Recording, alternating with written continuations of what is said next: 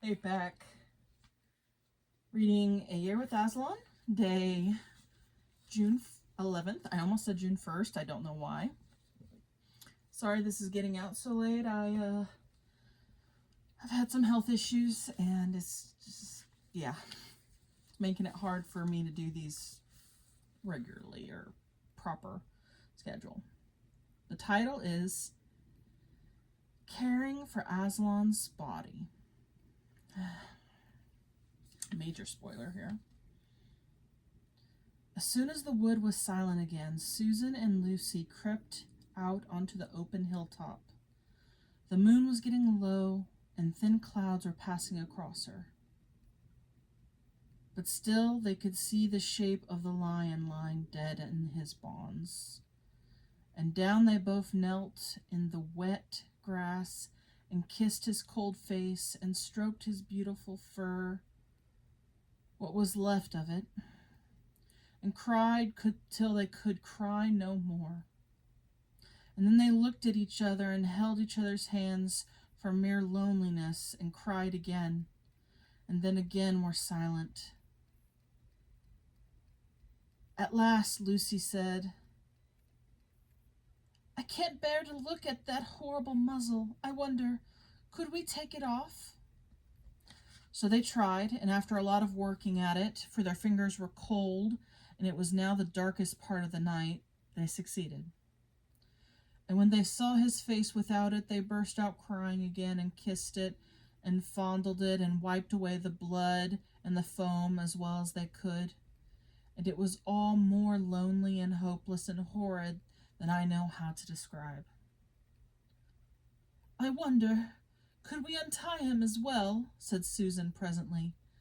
But the enemies, out of pure spitefulness, had drawn the cords so tight that the girls could make nothing of the knots. I hope no one who reads this book has been quite as miserable as Susan and Lucy were that night. But if you have been, if you've been up all night and cried till you have no more tears left in you, you will know that there comes in the end a sort of emptiness. You feel as if nothing was ever going to happen again. At any rate, that was how it felt to these two. Hours and hours seemed to go by in this dead calm, and they hardly noticed that they were getting colder and colder. The Lion, the Witch, and the Wardrobe. Gosh. All right. Have you ever experienced the kind of misery followed by quietness that Lucy and Susan feel? Yes. Yeah, I have.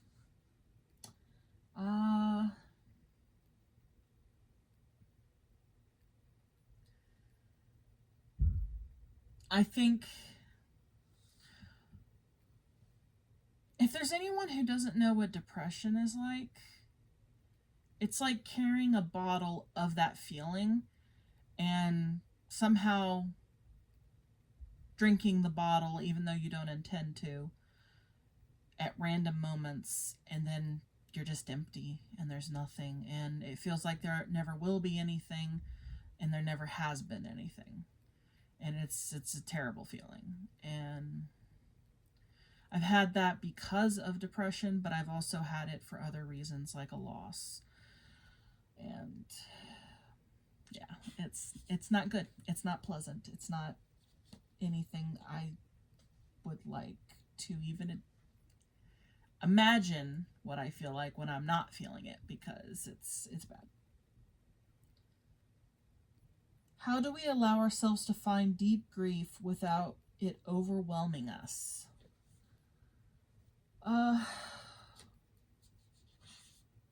So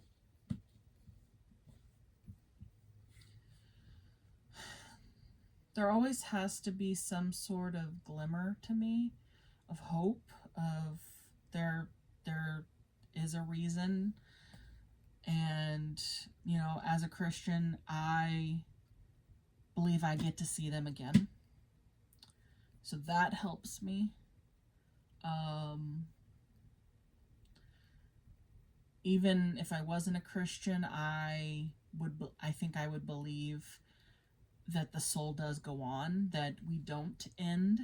And since energy can be neither created nor destroyed, it can only be transformed. Scientifically speaking, we have to go somewhere. There has to be something that happens to us, and there is a purpose, and there is a reason for it all. And so, sometimes that's the only thing we can grasp onto, is something of hope that, maybe we'll see them again, or maybe, there was a reason for it that serves some kind of greater purpose, or because in Aslan's case, it does,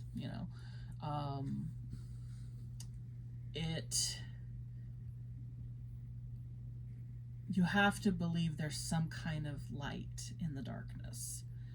And, if there is no light in the darkness, then sometimes you have to be the light that's in that darkness. I know it's easier said than done, but we also need to allow ourselves to grieve. And it's okay to reach that place of emptiness. It's okay to get to that bottom of that pit and be stuck there. But unless we have family and friends that will help get us out of it, and by getting us out, I don't mean they're going to just pull us out. I mean that they're there for us when we're ready to climb out, because it's, in the end, it's still us, no matter which way you go. Whether you have family and friends that'll do it or not, in the end, we have to decide that we're willing to dig our claws into those walls of that pit and scale it, and just claw our way out of that grave. And sometimes it is just the fact that there's hope, or that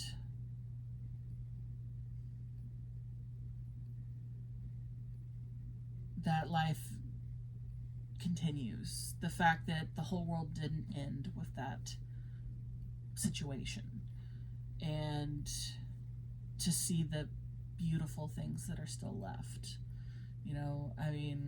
Sometimes just staring at the stars, or watching a sunset or a sunrise, or going to the hospital and looking at the, what are they? I don't know if they still have those viewing rooms. I've only seen it on TV, so I don't know if that's just a TV thing, but seeing newborn babies, and you're like, life is born.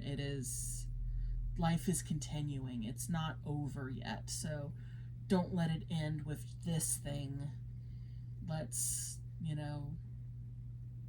do the best with the time we have. And, but yeah. Gosh. That is such a upsetting part, and they didn't even get to the good stuff. Instead, it's just stuck in the sadness. But it's a good thing to think about. It's a good thing to reflect on. So, that's it. Gosh. So, until next time, out the moon. Bye.